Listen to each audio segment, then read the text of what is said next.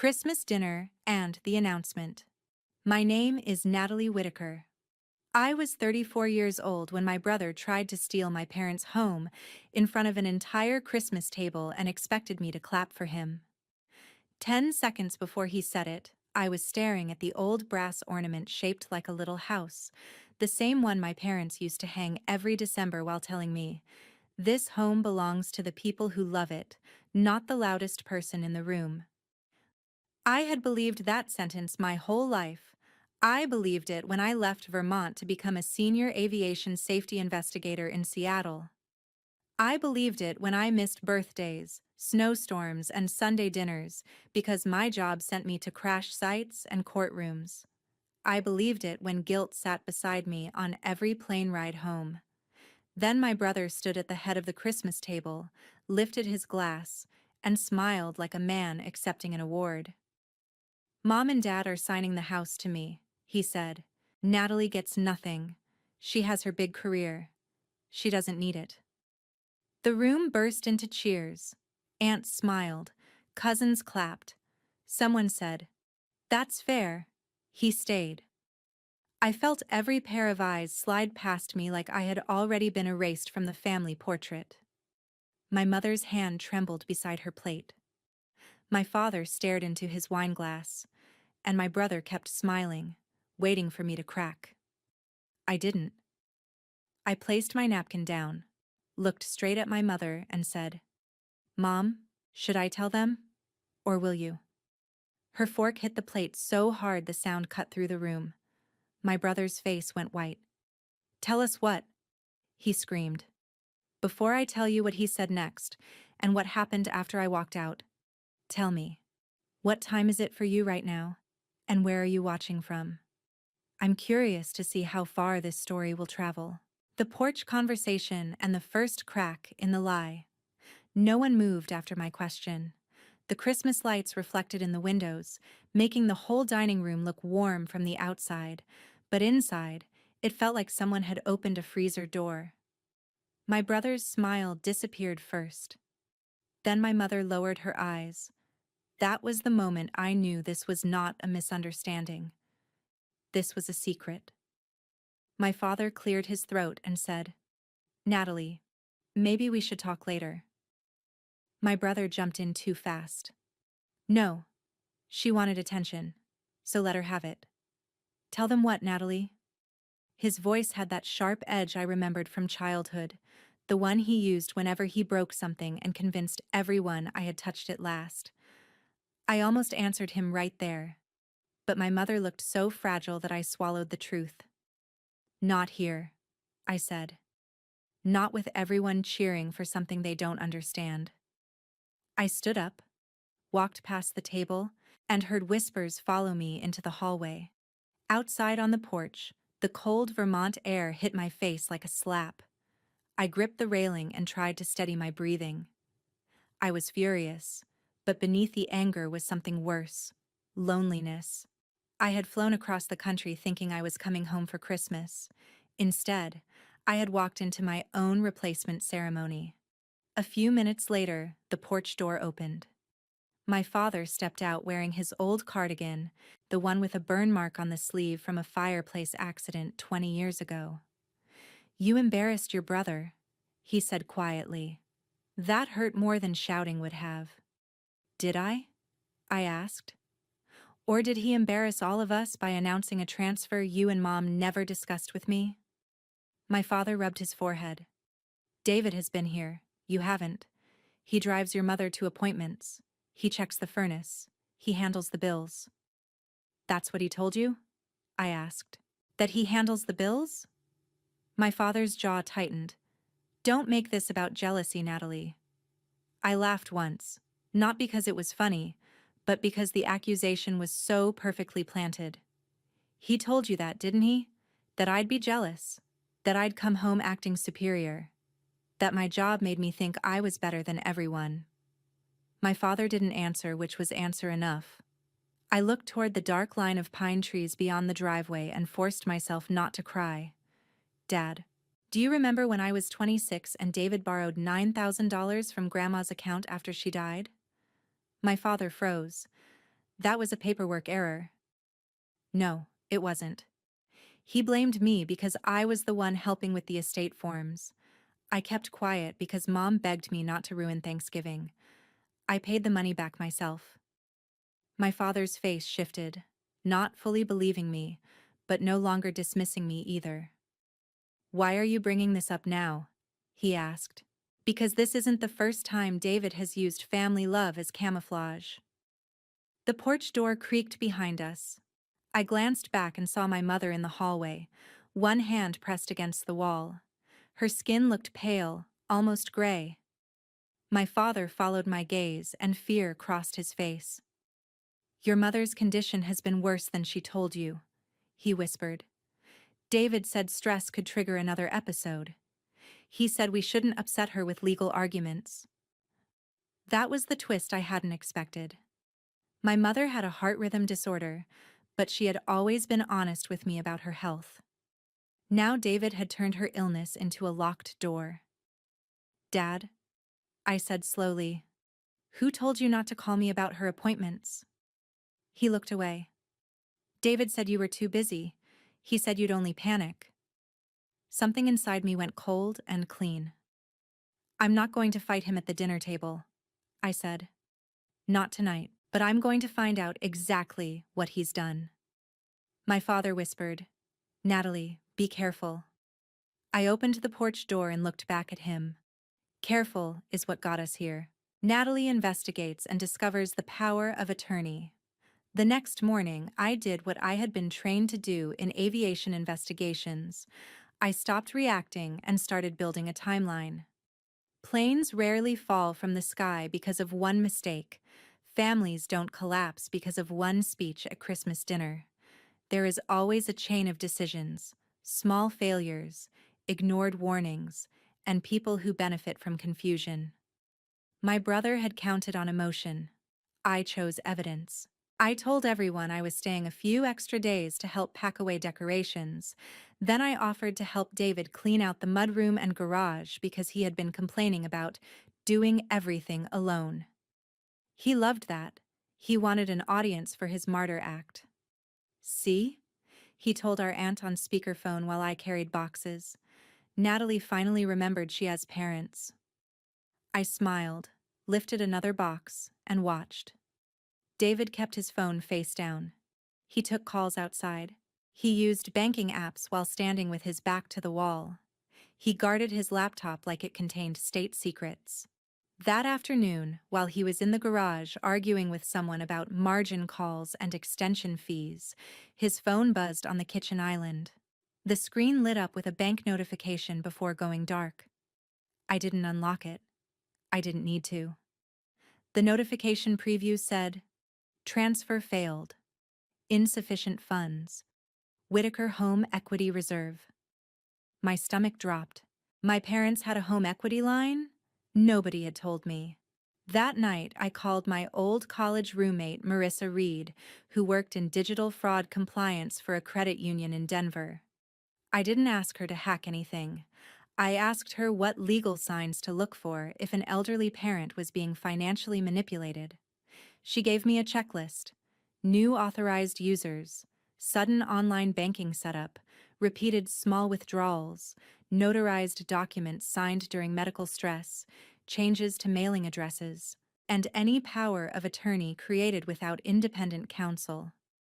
"And Nat," she said, her voice softer, "if he's rushing a house transfer, assume there's debt behind it." The next day, I drove my mother to her cardiology appointment. David tried to stop me. "I already handle that," he said. "Not today," I replied. In the waiting room, my mother clutched her purse with both hands. "Your brother said you'd be angry if you knew how sick I was." I felt my throat tighten. "I'm angry because I didn't know." She started crying quietly, and between broken breaths, she admitted David had taken her to a notary 3 months earlier after a dizzy spell. He told her it was just emergency paperwork, so he could talk to doctors and pay bills. She had signed because he kept saying, "Natalie's too far away. Dad gets confused. I'm the only one here." After the appointment, while Mom rested, I asked her permission to review her medical portal and financial files. She hesitated, then nodded. What I found made my hands shake. David had changed the contact email on 2 accounts to his own. He had set up automatic transfers labeled care expenses. But several deposits landed in an investment app, not a pharmacy or insurance portal. There were withdrawals under amounts that would trigger extra verification. And then I found the scanned power of attorney. At first glance, it looked legitimate. Then I saw my mother's signature. The E in Elaine curled the wrong direction. My mother had written her name the same way for my entire life, with a long underline under the final letter. This signature had no underline. Worse, the notary date matched a day my mother had been under observation at the clinic for 6 hours. I pulled up the patient discharge record. She could not have been across town signing legal documents at 2:15 p.m. because a nurse had recorded her blood pressure at 2:12. I sat there in my childhood bedroom with my laptop open and felt grief turn into something harder. My own brother had not simply pressured our parents. He had built a trap around them, one sympathetic errand at a time. I stared at the fake signature and thought, how cold does someone's blood have to become before they can forge their own mother's name? The next morning, I drove to Burlington and met James Callahan, my cousin on my mother's side, who also happened to be a real estate attorney. I brought copies, timelines, screenshots, medical records, and banking summaries. James read everything without interrupting. When he finally looked up, his face had changed. "Natalie, this isn't a family disagreement," he said. "This is potential fraud, elder financial exploitation, and attempted unlawful transfer of property." I felt sick. "Can we stop it?" He tapped the power of attorney. "Yes, but we need him to reveal intent. People like David hide behind caregiving language. We need witnesses, documents, and one controlled conversation where he thinks he's still winning." That was when I stopped feeling like a daughter begging to be believed. I became the investigator in my own family's wreckage, and I knew exactly where the black box was. Natalie confronts her parents, and David attacks her credibility. I waited until my parents were alone, not because I was afraid of David, but because I knew how he operated. He didn't argue facts. He flooded the room with emotion until everyone forgot the question. So I chose a quiet afternoon, made tea the way my mother liked it, and placed 3 folders on the kitchen table. My father looked at them and immediately went pale. My mother touched the edge of one folder as though it might burn her. "What is this?" she whispered. "The truth," I said. "And I need you both to hear me before you decide whether to believe me." My father's first instinct was still denial. "Natalie, your brother has made mistakes, but he has been under pressure." "Pressure doesn't forge signatures," I said. My mother flinched. I opened the first folder and showed the banking timeline. These transfers were labeled as care expenses, but they went to an investment platform and a private lender. Not prescriptions, not utilities, not medical bills. My father leaned closer, his reading glasses trembling in his hand. "That can't be right." I opened the second folder. "This is the power of attorney David used to access accounts.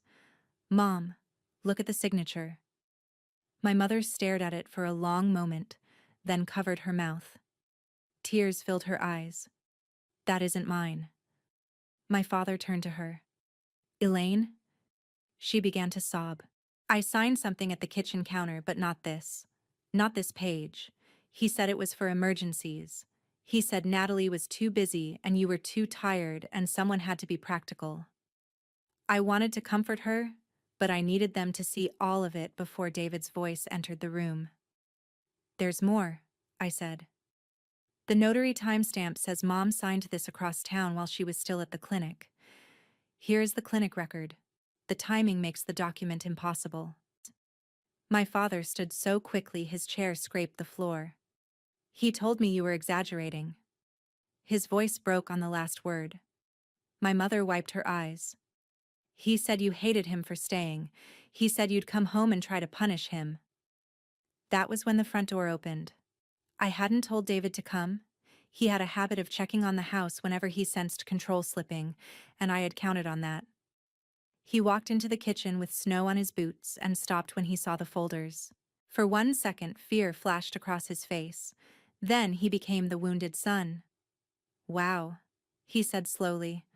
So this is what we're doing now? Secret meetings? Sit down, my father said. David ignored him and looked at my mother. Mom, you know what she's doing, right? She's trying to scare you. She deals with disasters for a living. She sees danger everywhere. That job messed with her head. The room went still.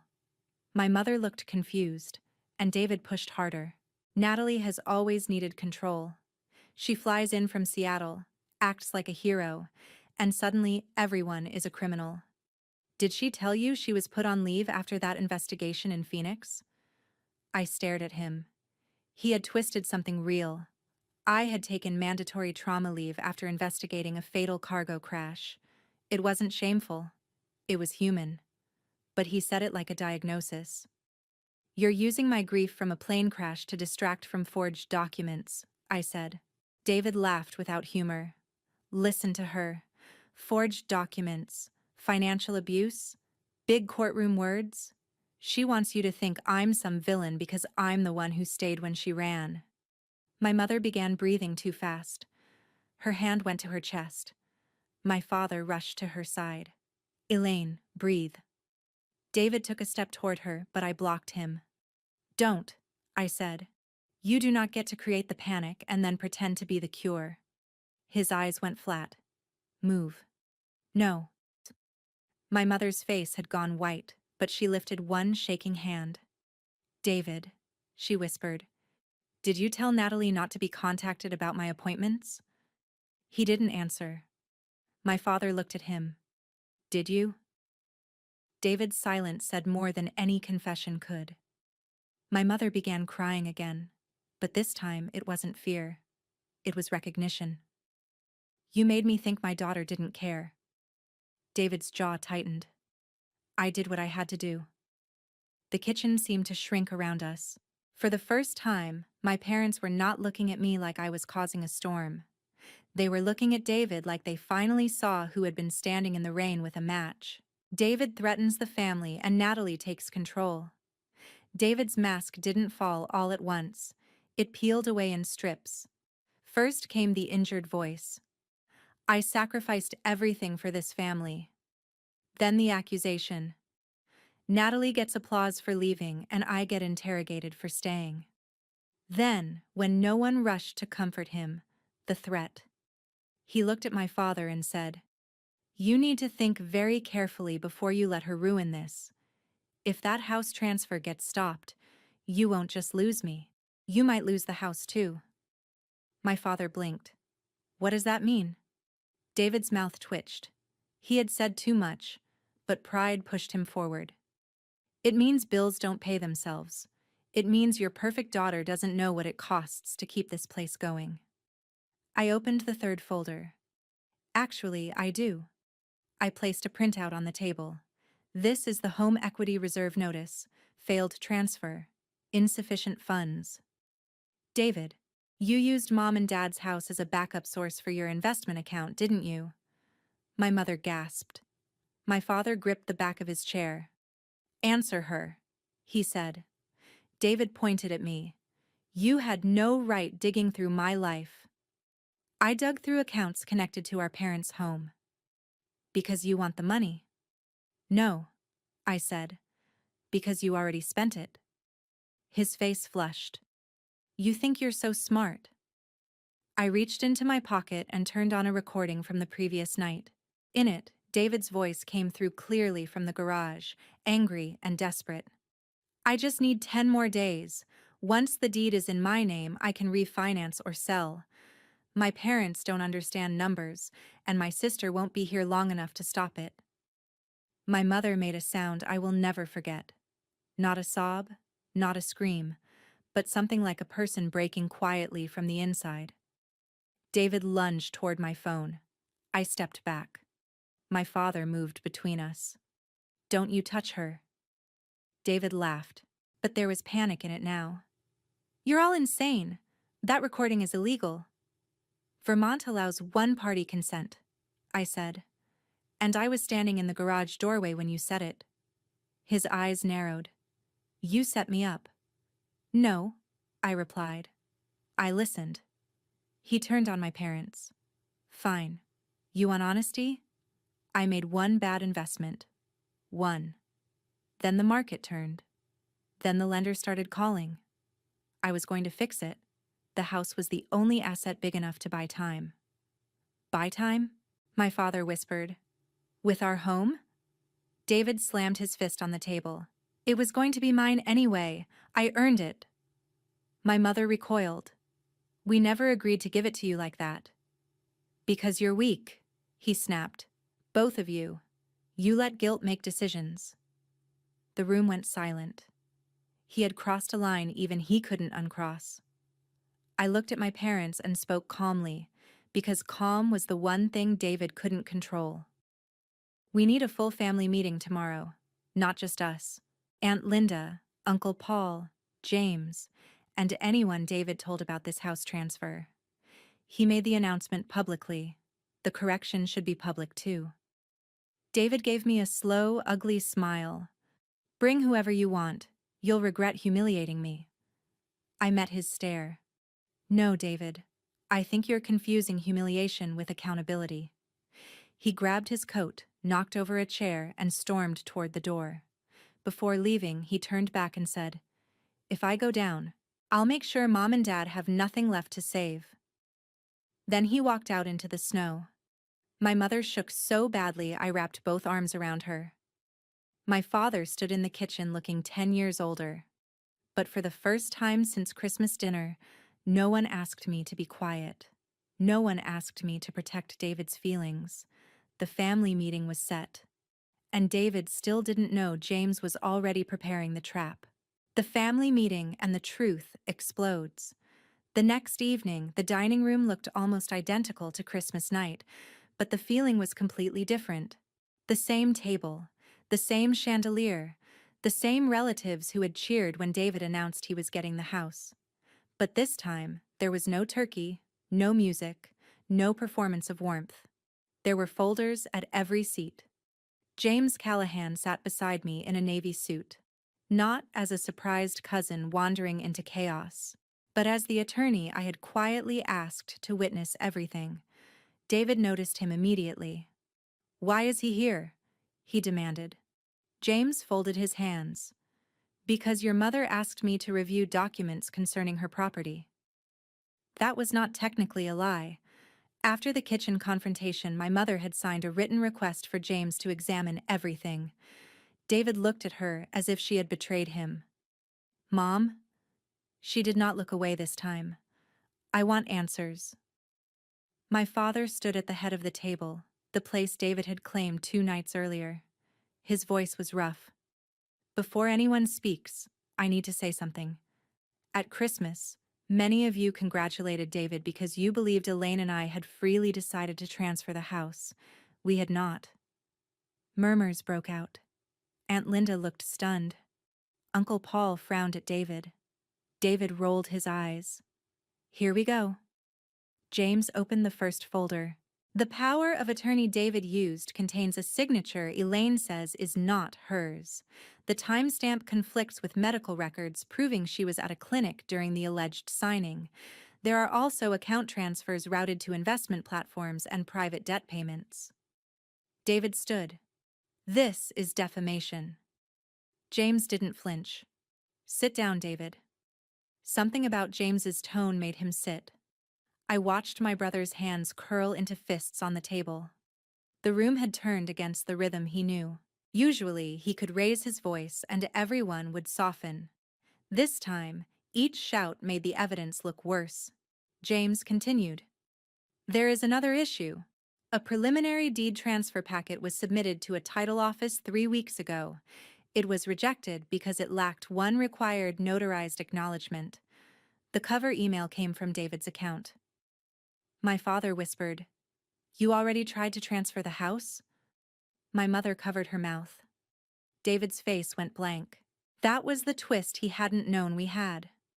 James slid a printed email across the table. The email says, and I quote, "My parents are medically fragile, so I need this completed before my sister interferes." Aunt Linda looked at David with disgust. "You wrote that?" David's control snapped. "Yes, I wrote it. Because she does interfere." He pointed at me. "She has interfered my whole life. Perfect Natalie, brave Natalie. Flying around the country solving tragedies while I'm stuck here shoveling snow and fixing toilets. Do you know what it's like being the son who stayed and still hearing about the daughter who left?" I stared at him, and for a second I saw the real wound beneath the greed. Jealousy. Years of it. But pain does not excuse theft. "You could have told me you were drowning," I said. "You chose to forge Mom's name instead." He laughed bitterly. "Because you would have loved that. You would have loved seeing me fail." "No," I said. "I would have helped you before you started hurting them." My mother reached for my father's hand. David saw it and exploded. "Oh, please, don't act like victims. You all used me.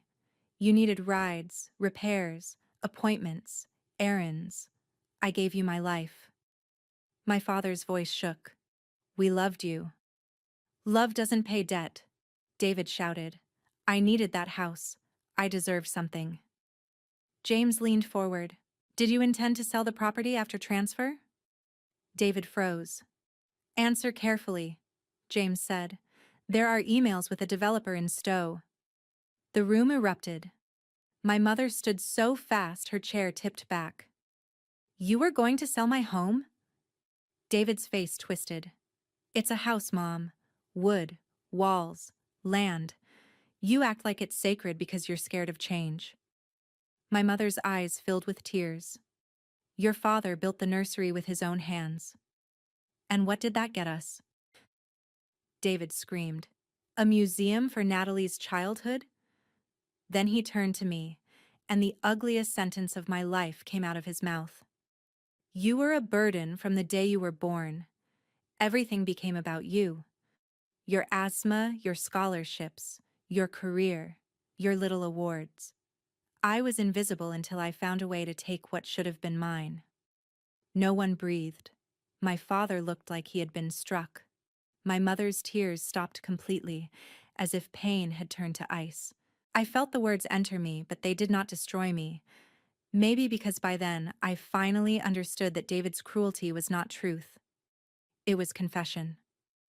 "Thank you," I said quietly. David blinked. "For what?" "For saying out loud what this was really about." James closed the folder.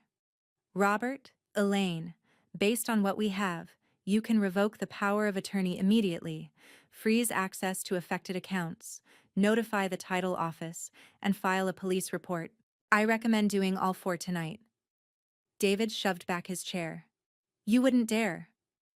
My mother looked at him, and her voice was small but steady. "I already signed the revocation." David stared at her. "Mom." She shook her head. "No, you don't get to use that word right now." My father walked to the fireplace mantel, took down the brass house ornament, and held it in his palm. This house was never payment for whoever made the most noise. It was supposed to be a safe place. You made it unsafe.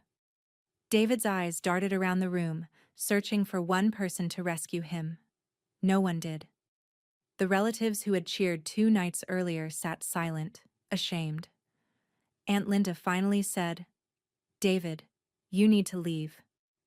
He looked at me with pure hatred. "You think you won?" I didn't smile. "No. I think Mom and Dad survived you." He stormed out, but this time the door closing didn't feel like a threat. It sounded like a lock turning from the inside. David pays the price, and Natalie learns what family really means. The aftermath did not feel victorious at first.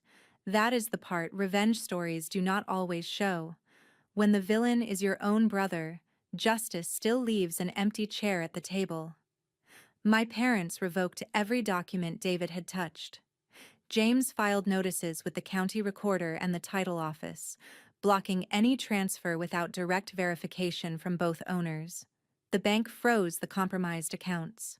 My mother gave a statement about the false signature.